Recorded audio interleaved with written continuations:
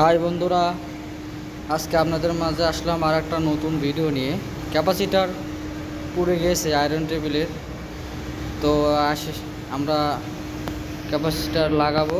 এই দেখেন এটা কিভাবে লাগাতে হবে। এটা 25 ইউএফের একটা ক্যাপাসিটার, একটা রানিং কয়েল এবং একটা স্টার্টিং কয়েলে লাগাতে হবে। ক্যাপাসিটারটা আমাদের লাগানো আছে রানিং এবং স্টার্টিং কয়েলে।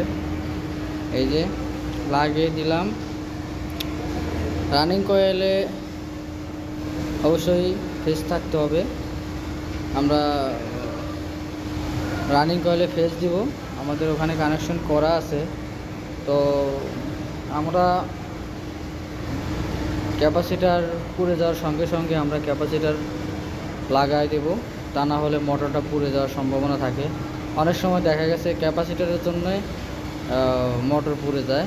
এই দেখেন, এই যে আমরা এই লাল তারটা এখানে আমরা এই যে রানিং কয়েলের সাথে দেওয়া আছে এবং নীল তারটা ব্লুটা এটা স্টার্টিং কয়েলের সাথে আমরা লাগানো আছে।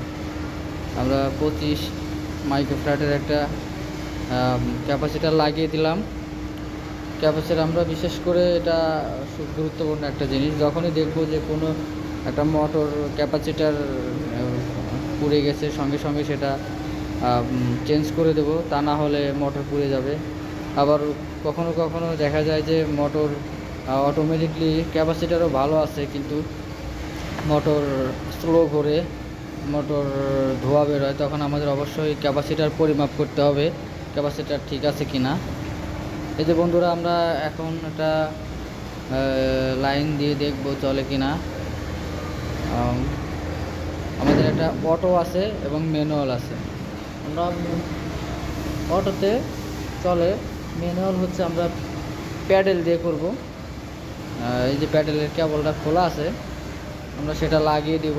কেবলটা লাগিয়ে দিলাম, এখন চালাবো, দেখা যাক। এই যে চলছে।